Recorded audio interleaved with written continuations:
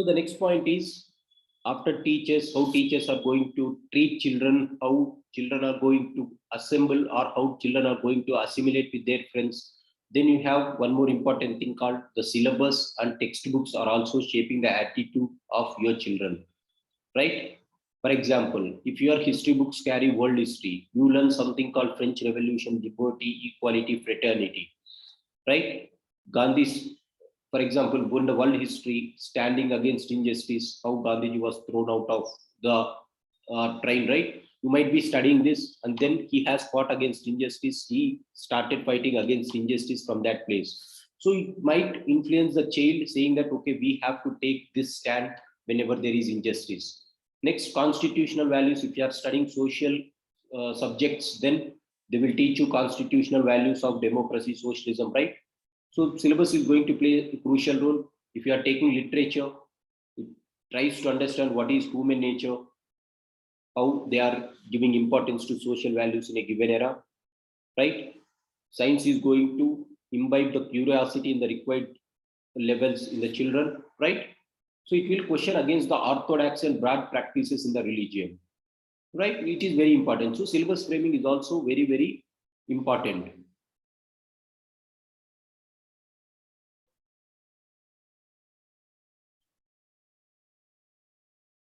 Now look at this case study.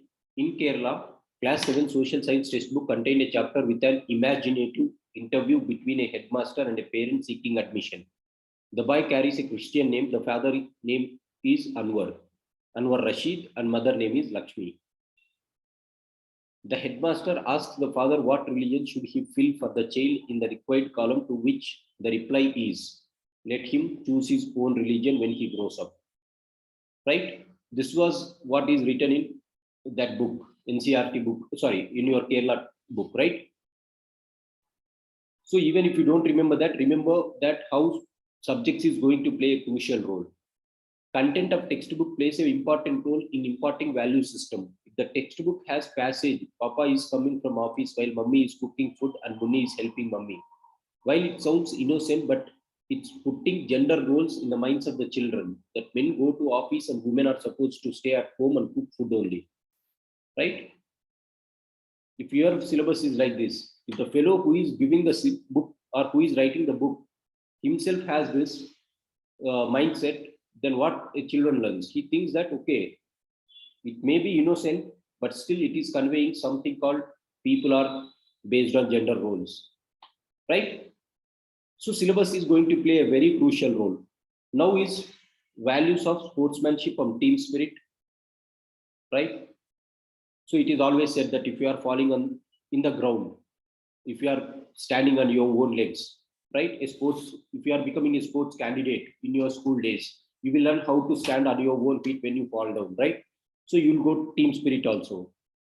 Next, value education. North Korean government used textbooks to poison the brains of children against South Korea and Western world. That is what done by Hitler also, right?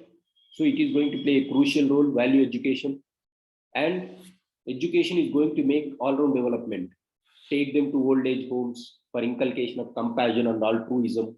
How values can be inculcated in children when they are at a very early stage, right? You might be answering these questions. Take them to old age homes to inculcate compassion and altruism. Take them to museums, cultural centers for ensuring that there is tolerance, secularism, and there is some creative thinking. Tree plantations for environmental protection, yoga for internalizing your mind. So these are the things that a teacher or school can develop. This is how schools can develop. There will be many questions like how can you character or how can you develop value system in an individual, right? Value system is developed at the family level, at the education level like this. At the education level, ensure that the teachers are getting good training, they are not giving corporal punishments, they are treating children equally, and then make sure that the value system, that is the education syllabus is carrying equal value system, and then ensure that the student is growing holistically by giving importance to physical, mental, spiritual intelligence, as well as the so-called moral values also. Then education, through this type of education you can develop the human beings, right? So this is one thing in education. At the At the home also, how a teacher or how children is going to be getting values. Parents has to be very careful while they are rearing the children, that you should know, because they are going to see all these things and they are going to learn from their children. Now let us look at this. More or less, they have given the same thing. Again, I am not asking you to by heart the things. Don't by heart, because if you are by hearting, you will not write. If you want to write very freely, you have to understand the things and express yourself. Don't by heart the things. Just understand what dimensions that you can write. Contribution of family in value system. More or less, they have given the same. The first moral agency and main agency for socialization is your family. Again, the same thing. It is the cornerstone of society. It is universal social institution. In any society, you find this. What are the things that you learn from your family? Truthfulness, honesty, love, respect to elders, right? Good relationship between husband and wife can help children to imbibe good values. Observational learning of children, right? How they are going to help while dealing with women in the family and society. Enhance self-esteem and self-confidence. Positive edge of women decision making through collective process. Enable women to make informed choices. Ensure equal participation in the developmental process. Just again, to have an idea what to write. Methods of promoting values, how you can promote values in the family: through love, through enthusiasm, by promoting basic values, by ensuring that there is harmony in the family. Again, Abdul Kalam's quotation. Okay. Holistic education, positive attitude, constructive actions. Role of educational institutions, they said educational system and values. Einstein brain should be combined with Buddha's heart. Education. This is called value education. Einstein's brain should be combined with Buddha's heart. Napoleon dynamism should be combined with Vivekananda's prophetic passion for helping human beings. See how beautifully they have given. Right? If you are writing like this, education should ensure that you are combining Einstein's brain with Buddha's heart and Napoleon's dynamism with Vivekananda's passion for helping human beings, then that is going to be the ultimate goal of education. You can write this in essay writing also.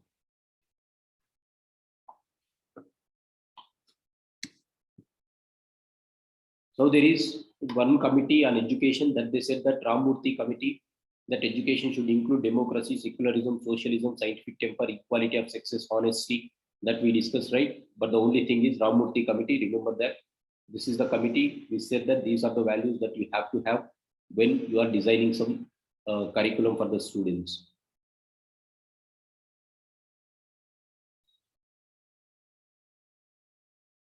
So they are speaking about national education policy. When I prepared that, the new education policy has not come. So you can just go through new education policy also if you want.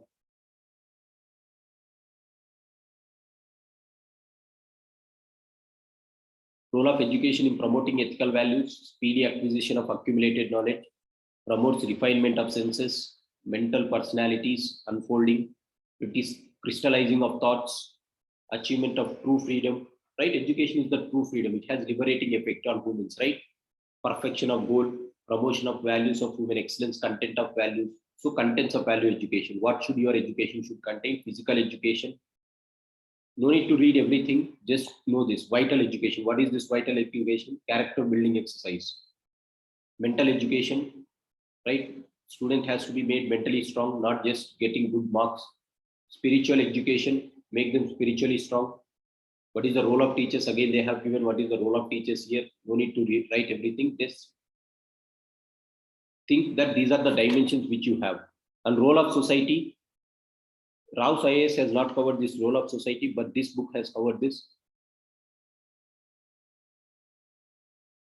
So why there is some disturbance in the society? Because there are social disparities.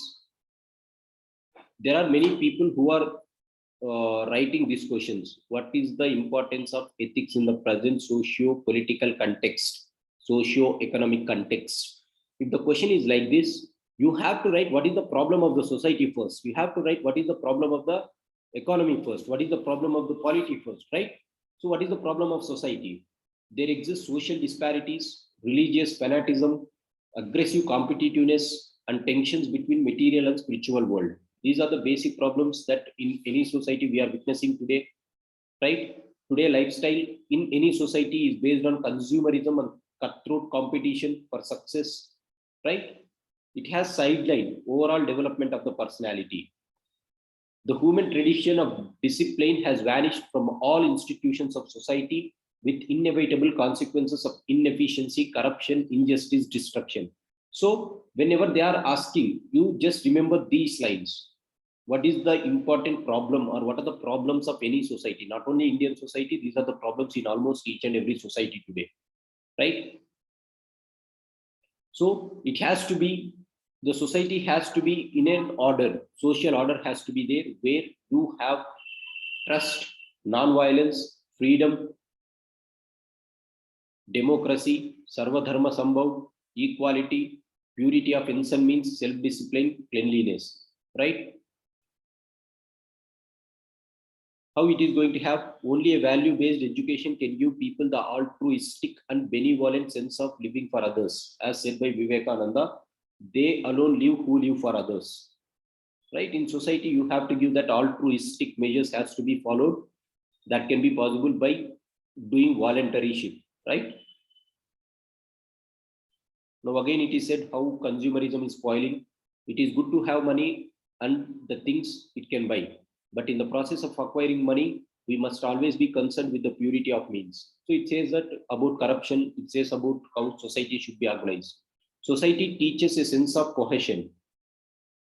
Very important. What society is teaching you?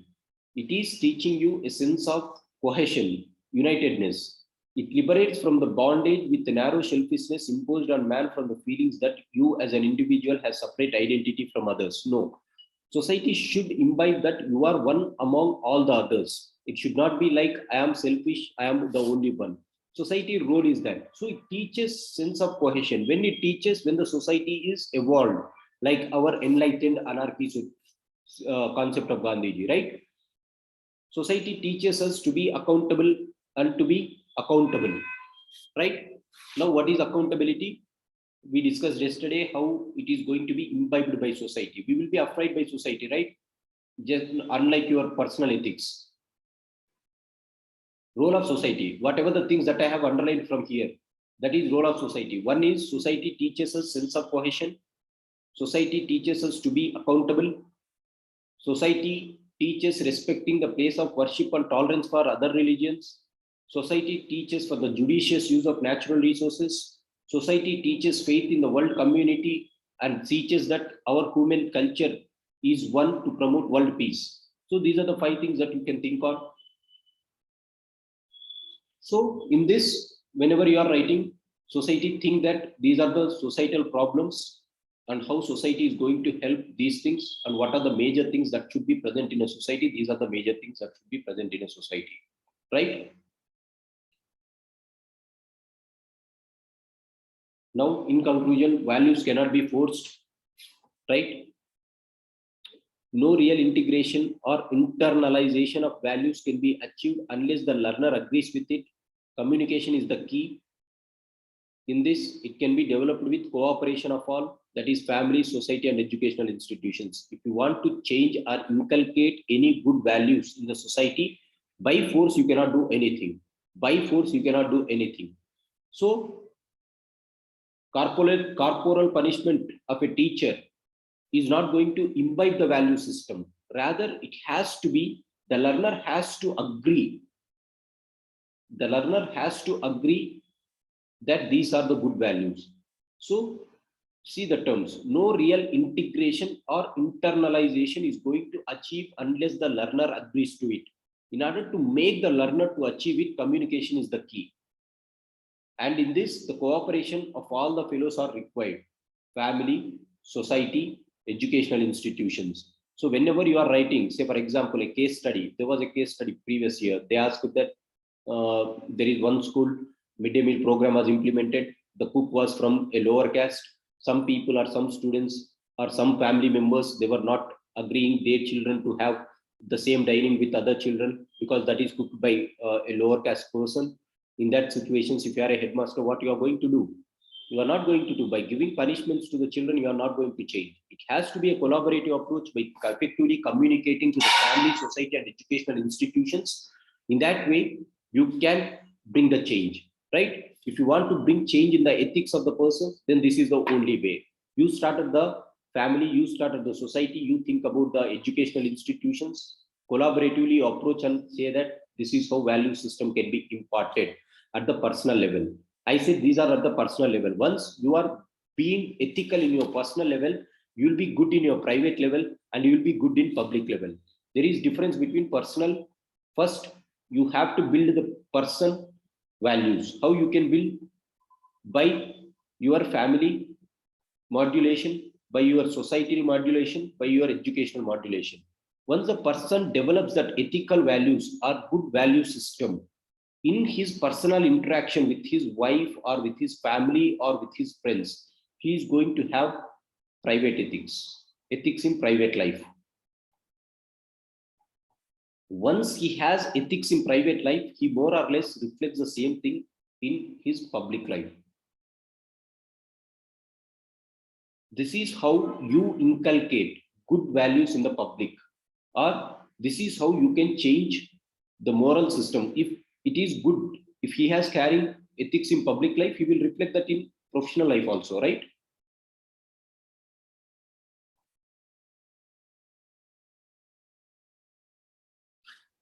So whenever they ask what is the measures that you can take or how this can be developed, how value system can be developed, how corruption can be tackled, how patriarchy can be overcome, how discrimination among the caste can be overcome, this is the process. First you start at the personal level, develop the person personal ethics or personal value system. He will be reflecting that in his private life. Once he is developing ethics in private life, more or less he will show the same thing in public life. Once he is showing that in public life, obviously as professional life is a part of public life, he will reflect the same. This is the order in which you have to go ahead if you want to transform a person, right?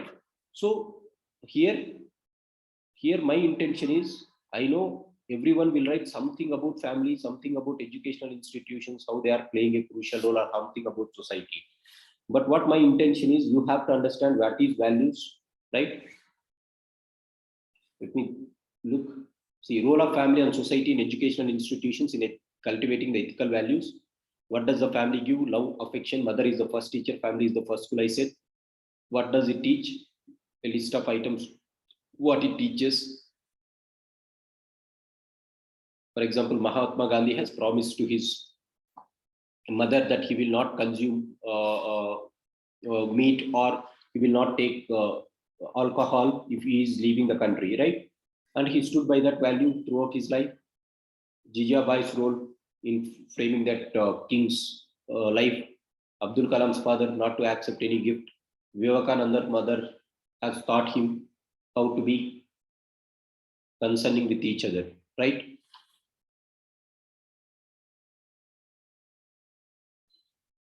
So family is like a tree. It may have many branches and leaves, but the roots have to be strong, which means in family are the roots. You might grow, but if your roots are strong, then it is going to be very strong. They are the values of the society. It's not, if there is no, it's the no love and affection. Children are divided of the same thing. If there is no love and affection, they are giving the same thing, right? What is the thing that you learn from school? Fraternity, uniformity, environmental ethics, creativity, innovation, team spirit, secularism, humbleness. Again, if you just think all this, you'll get it. Discipline, punctuality, honesty, peer influence, bad habits, sometimes elitism, sometimes rote learning. You all learn this. These are the bad values that we learn in schools. These are the good values that we learn in schools, right? And then at the societal level, you learn fraternity again, you learn Vasudhaiva Kutumbakam, secularism, kindness, helping each other.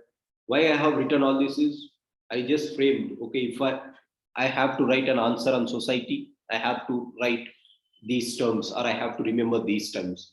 Just if you do the same exercise, what are the things that you have to write? You are going to write, right?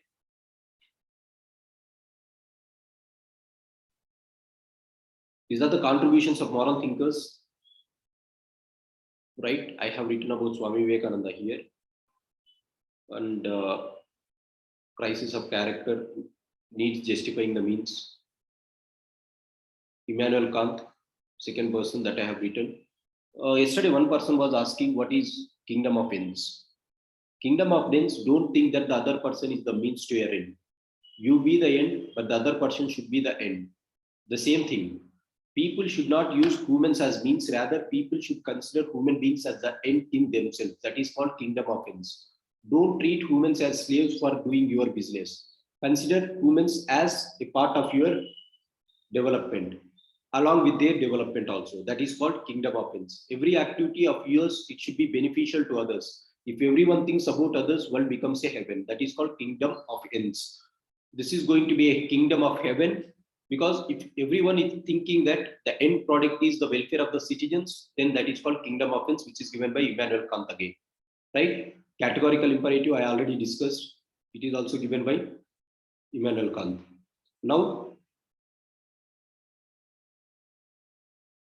a list of thinkers like Immanuel Kant, David Hume, Socrates, Plato, Aristotle, Jeremy Bentham, J.S. Mill, John Rawls, Karl Marx, Martin Luther King Jr., Nelson Mandela, Thomas Hobbes, Adam Smith, Hegel, Annie Besant, Malala Yousafzai, Abraham Lincoln, Mother Teresa, Confucius, Sir Winston Churchill, Thomas Paine, J.J. Rousseau, APJ Abdul Kalam, Jiddu Krishnamurti, Swami Vivekananda, Mahatma Gandhi, Ambedkar, Amartya Sen, Kailash Satyarthi, Jawaharlal Nehru, Sir Syed Ahmad Khan, Subhash Chandra Bose, Aurobindo Ghosh, Acharya J.P. Narayan, Vinoba Bhave, Rabindranath Tagore, Salvepalli Radhakrishnan, Gautam Buddha, Kautilya. Right? This is about Socrates again, and examine. So again, I have written something about Socrates. So these are the thinkers that I thought to study while I was preparing. So I have listed, but over a period of time, I realized that no need to study all this. You should have some content to write answers. That is, you should have, I said always, you should have an answer for telling about ethical people. You should have an answer for unethical people. If you are preparing that, that is more than enough, rather than reading about each and every person. If you have time, you can read them. At least you can look at the quotations, what they said. But if you do not have the time, at least prepare a framework for ethical persons and unethical persons. That will be sufficient, right? And again, these are the quotations that people have said over a period of time.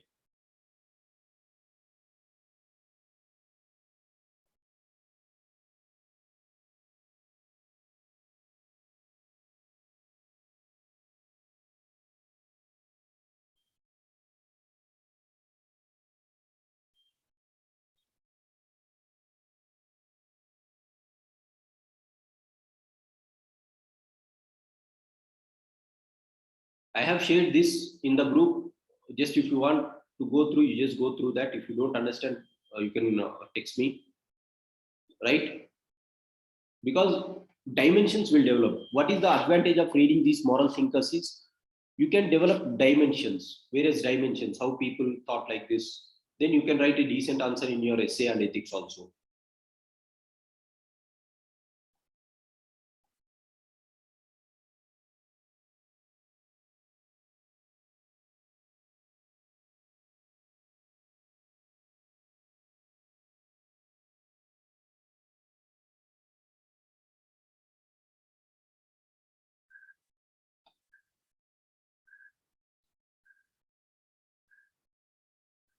See this is what I wanted to say. Whenever you are writing ethics, right, in the Indian context, there is one thing called karma phala siddhanta. Whatever you do, you are going to get that karma, right? If you are doing good deeds, it is going to result in you good karma. If you are doing bad things, you are going to get bad karma. So what it says is, at any cost, you have to do good things. You have to do ethical things. So that is what our basic thing is. That is ethics in Indian context. And in Indian context, you have one more term called Atma Deepo Bhava.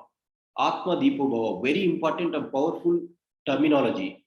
Though you do not exist in the world, the deeds of men will flicker in the world forever. మనం చనిపోయినా కూడా physical గా మనం చేసిన పనులు మాత్రం మనల్ని అలాగే నిలబెడతాయి. So the deeds of the men will flicker in the world together. You will be shining, or your lamp will be shining even after our dispersal, or even after we pass away. The good deeds you do is the footprint you leave in the world to remain. Right? This you have to write. Atma Deepo Bhava, very famous term. Next one is Apo Deepo Bhava. Apo Deepo Bhava. Right? Be a light to yourself.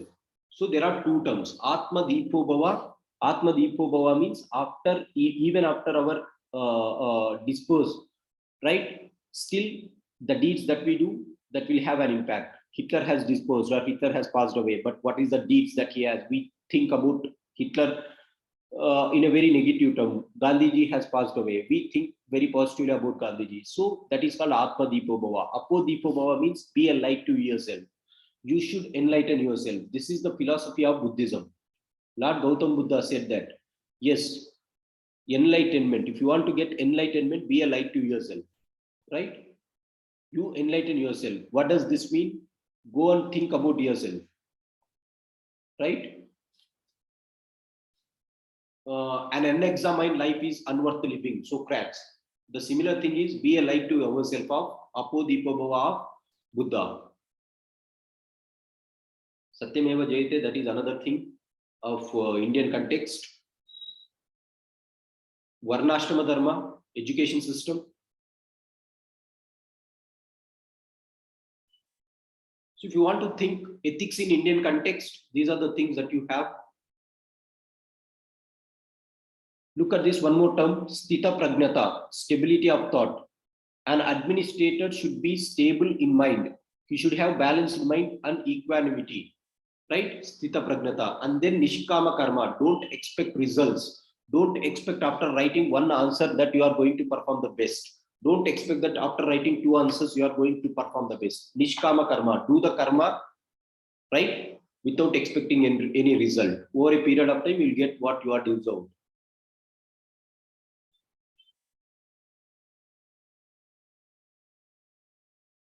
Charvaka philosophy, you might have studied in your history. So these are ethics in the so-called Indian context. Then there is one syndrome called Yayati syndrome, right? Yayati was the king. You might have studied what is Yayati, what is this king, please refer, right? So what? Yayati is a king who loves to have pleasures in his life. At one day, when he was having this pleasure, a saint has cursed him and suddenly he became old. Now, he thought that he asked pardon to the saint. Please, saint, pardon me. Then the saint said that you can pass this curse to others and you can regain your youngness. Then what he did is he has passed it to his son. His son came ready and he said that, okay, I am ready to accept your old age. You take my young life, right? He has passed for years. He has seen these sensual pleasures. Yayati has seen sensual pleasures. But over a period of time, he learned that it never lead to salvation. Pleasures never lead to salvation. Hence, he came back to his son and said that you take your life, I am taking back my curse. That is better to be taking the curse rather than having this sensual life, right? Because it is not leading to salvation. He realized over a period of time. That is called Yayati syndrome. Buddhism, Jainism, anyway, Indian context, you might be studying. So more or less, these are the basic thinkers that you can think about. Why I have given all this is, I am not asking you to read, but at least have an idea. There are people who has fought for equality. Raja Ram Mohan Rai, Savitriba Phule, Ishwar Chandra Vidyasagar, B.R. Ambedkar, Periyar E.V. Swami, Ramaswamy Nayakar, Narayana Guru, Mahatma Gandhi, Arvind Ghosh. You studied about every one of them in history. Proposed with the idea of freedom. Mahatma Gandhi, look at some Nelson Mandela's quotations, very good quotations will be there.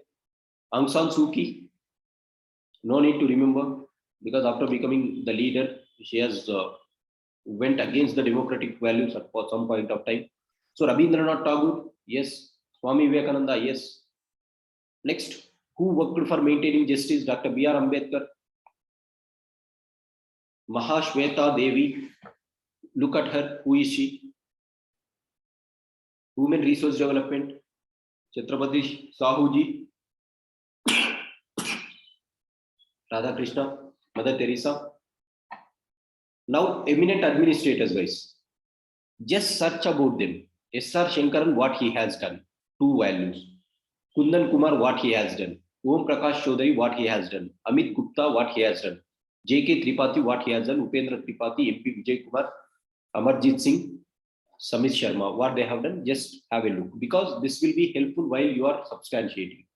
We can write all these persons because we have studied them at one point or the other, but we don't remember the administrators. If you want, have a look at them. This is important. At least remember what is the work that did. World thinkers, again, not that important because we will remember that at any way. No need to study each and everything. So this is about the thinkers that you have to remember. This is the thinkers that you have to remember. Don't forget ethics in Indian context. India has given a great value to Indian ethics, right? Don't forget that terms if you want writing. Okay. So role of family, lessons from the lives of great teachings and leaders, reformers and administrators. I said, look about the administrators. Go and have an overview of that administrators. Role of family, society, educational institutions. As such, you can write this answer, but application of this concept is important in writing the case studies. So this is the first thing that I wanted to say. If you have any doubts, you can ask me tomorrow. It is Saturday, right? I'll be starting with attitude.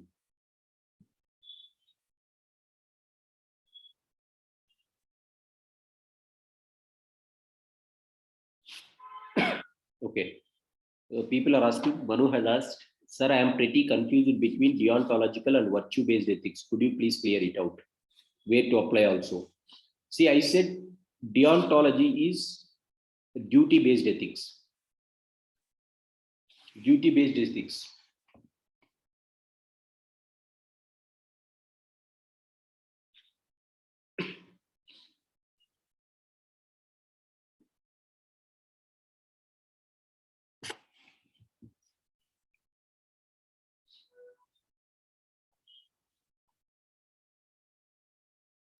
Deont means duty. Now, virtue ethics. Now, these two are the dimensions in ethics which says whether why they are present. These are the things which says whether an action performed by human beings is ethical or unethical. In order to overcome this dilemma, all these dimensions are present, right? To answer this question, these are present. Now, this approach called deontological ethics, they says that an action done by human beings is ethical if he has done it as a form of duty. In exercising his duty, if he has done everything as said by the duty lines, then it is correct. In exercising his duty, his or her duty, if he has followed his duty norms or code of duty or code of conduct that is established, code of professional conduct, what is the thing that you have to do, then that is called deontology. Then that action becomes ethical for them. If you are not following the dharma of the rules that is framed, right, that is framed while exercising your duty, then that is unethical for them. If any action has to be done based on the duty, say for example, if you become an IPS officer, then you have to follow the standard procedures that exist for IPS officers. You should not come out and speak to the media. Yes, that is required because that is ethical. So they say that that is the duty-based ethics. Don't speak to the media. An IPS officer or IAS officer should not come and speak to media. That is the rule. So if you are breaking that rule, you are going to be unethical.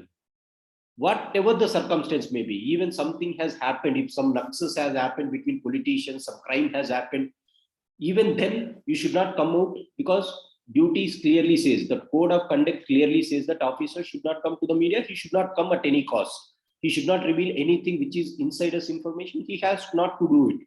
That is called duty-based ethics, irrespective of whatever it is going to happen, whether some crime has happened, whether some corruption has happened, whether something which is highly illogical or highly irrational is happening inside the department, he shouldn't come out. Then for them, it is ethical. The only thing that they see is whether you perform the duty correctly or not. That is called duty although it is in dire need also. Yes, whatever the situation is, they have to not go out. Best example, see, for example, there was this thing when at that point of time, Sanjay Baru has written the Accidental Prime Minister book, right? A film was also made on that. Sanjay Baru was the personal advisor to Dr. Manmohan Singh, right? Now, after coming out, he has written a book called The Accidental Prime Minister, saying that Dr. Manmohan Singh, he has not taken some good decisions when the decision was required. He has become a puppet in the hands of some people. So he has criticized and he has written this book. Now, many people discuss whether what Sanjay Baru has did is right or wrong, because Sanjay Baru is an officer who went and who has become the part of personal advisor to Prime Minister after becoming and after taking an oath to office, right? What is that oath? You should not reveal anything outside. Whether you are working or whether you are not working, you should not reveal anything which is happening inside. As a part of that is called duty. Duty says that you have to be abide by the oath that you have taken. In the oath, you should not reveal anything. That is oath of secrecy that people will have. Now, what Sanjay Baru did is he has come out and he has written a book saying that, okay, this was happened, that was happened. Now, there was this dilemma or there was this question which said that whether it is ethical or whether Sanjay Baru's action is ethical or non-ethical, unethical. People who follow deontological approach, they say that, yes, this is highly unethical. What Sanjay Baru did is highly unethical because he has broken the trust of the duty. He has broken the oath that he has made while he was entering into office. So that is highly unethical for them, right? Let us look at the other context before going to the virtues. There is, apart from deontology, you have teleology. That is consequentialism. For these persons, they consider an action to be ethical if the consequences are good. If the consequences are good or if the end result is good, then for them, action is good, irrespective of your duty. If the situation is very dire, then go and say outside. They say that what Sanjay Baru did is right because he has done this with a greater interest that in future, no prime minister will do the same thing. So with that context, people who are supporting Sanjay Baru, they say that the consequence that it is going to create, it is going to be good consequence because it has to set a precedence in future so that other prime ministers will not become puppet in the hands of other persons. So people argue that. So this is teleology and this is deontology. So they base human values whether it is correct or wrong. Now, what is this virtue-based ethics? Now, virtue-based ethics are something which these people say is there is nothing so-called right or wrong. Whether it is not duty or neither it is duty nor your consequence that is going to decide the ethicality of the action. Rather, it is the individual virtue of the human beings. Individual virtue. What does your conscience say? What was your intention while you are doing that duty? Intention while you are doing that action. That is going to determine the goodness of action. For them, if Sanjay Baru has done with good intention internally, if his conscience has pricked up, saying that, okay, I have to do that, then it is correct. They are not bothered with duty, they are not bothered with the consequence.